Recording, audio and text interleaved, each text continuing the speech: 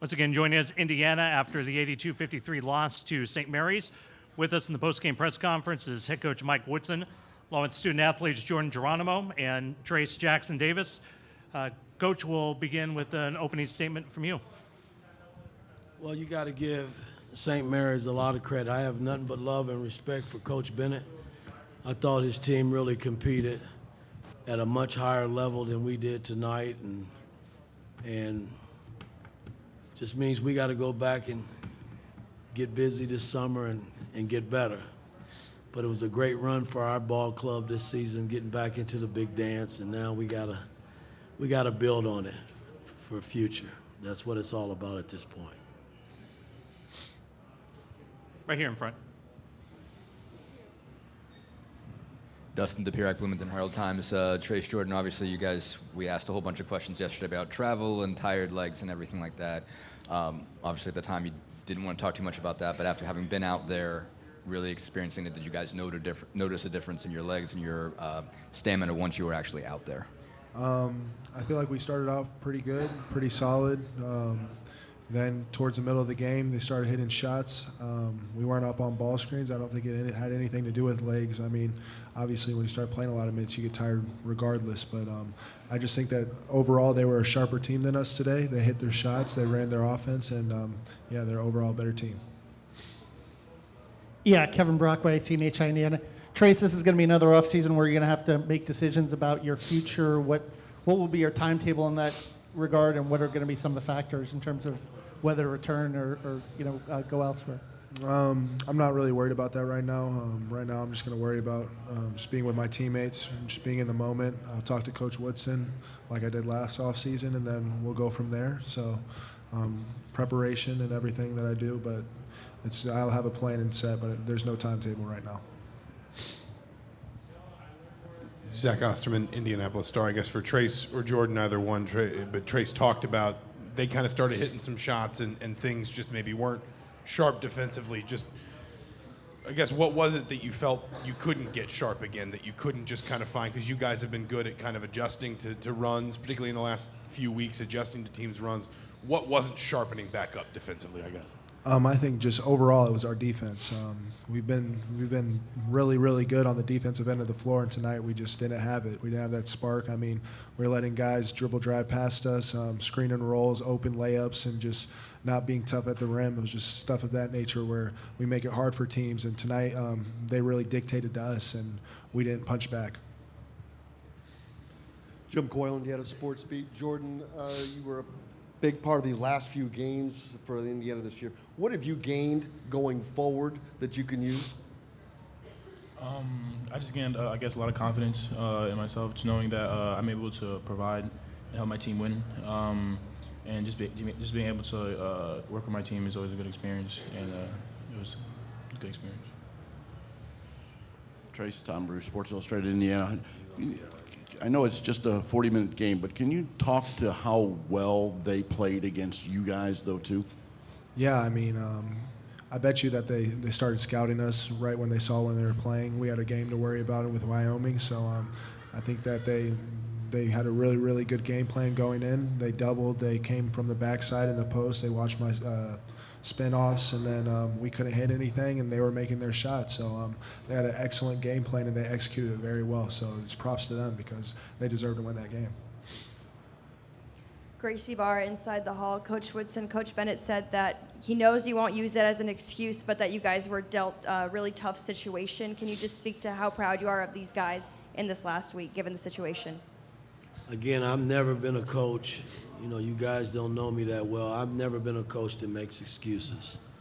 You know, I had to do better tonight to get these guys. You know, I mean, and I give St. Mary's all the credit, man, but I thought tonight we just didn't have it, and I know we're a much better team than we showed tonight, and that's on me.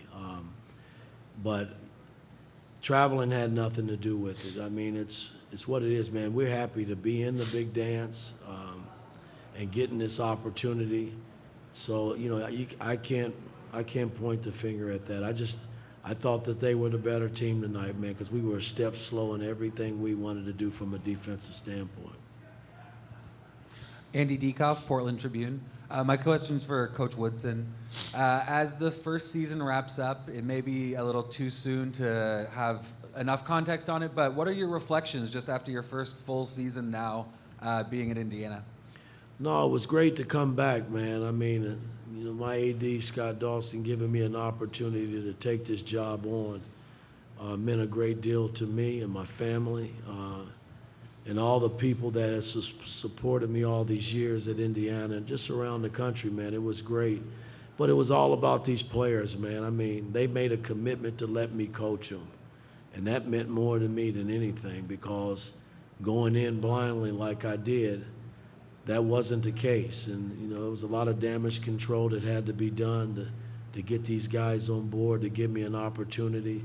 So I have nothing but love for the 17 players, man, that I coached this season, because they put this program back in the fold in terms of being in the big dance. That's what it's. So you got to give yourself an opportunity. You got to get there and give yourself a chance. And I thought they did that for us this season. We're going to go to the Zoom room next. Tyler Tashman, go ahead. Tyler Tashman with Inside the Hall. Trace, I know you probably haven't had a whole lot of time to reflect on it yet, but just looking back on the season, what has just been your favorite part of it? I just think overall just being with my guys and backs against the wall, going into the Big Ten tournament, and even being lower than we thought we were, and then beating Michigan, and then going and beating Illinois. And if we wouldn't have got the Illinois game, we probably wouldn't be here right now. So just seeing the Hoosier hysteria just around the state, I thought it was honestly it was a blessing to be a part of. And then just seeing our guys rally and just when adversity struck and just being able to just compete and just clawing our way back in and then making the big dance. I know it's not how we wanted to go out, but just it was an honor and blessing to be here. So I'm just proud of my guys for always fighting, and that was probably my favorite part. Yeah, Mike Pegram from Peaks.com. Coach, how helpful is it for you in building the program to have at least gotten your younger guys a couple tournament games in the big dance and had that run in Indianapolis?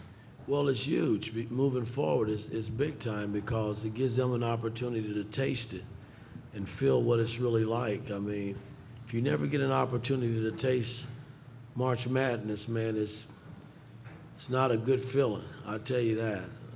I went a few years where I didn't make the big dance, and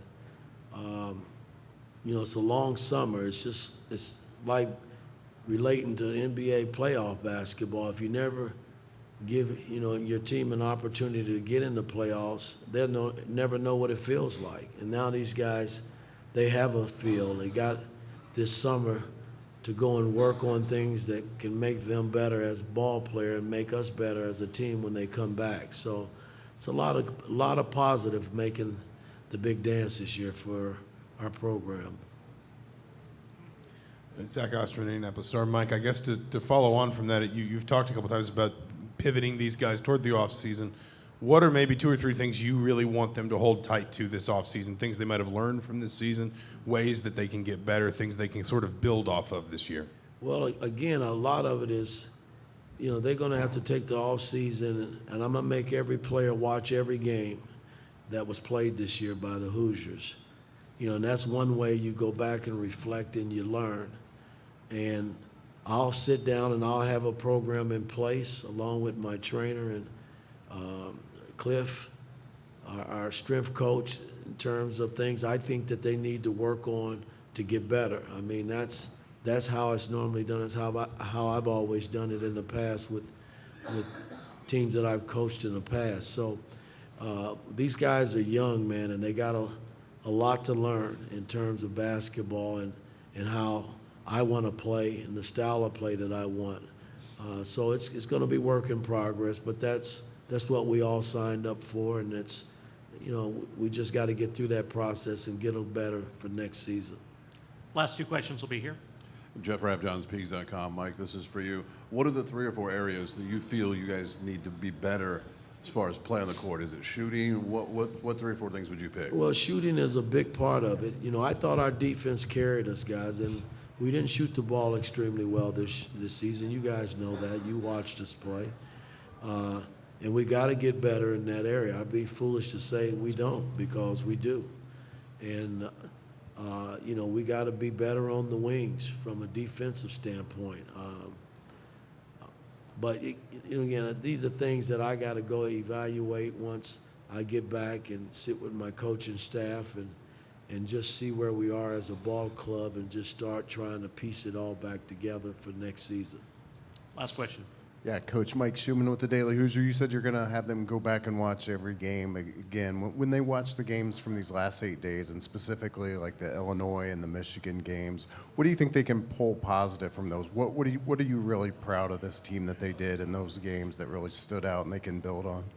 It's just the level of play. I mean, you know, I thought, excluding tonight's game, the Michigan game, the Iowa game, the Illinois game, they really forced us to really play at a high level, and that's how it should be. You know, I mean, you know, I flipped that. You know, teams shouldn't have to force you because, you know, you should develop a team that way that want to play at a high level. And I thought, you know, we were kind of in desperate mode coming into the tournament because we knew if we didn't win a game, and it took us 2 games to get in. I think if we had just won the Michigan game, I don't think we would have got in. I truly believe that.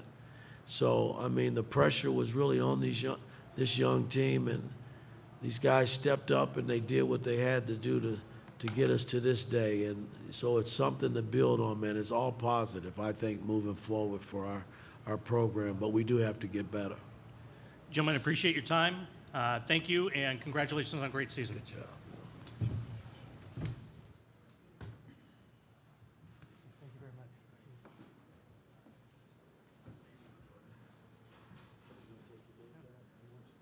I'll grab him for you.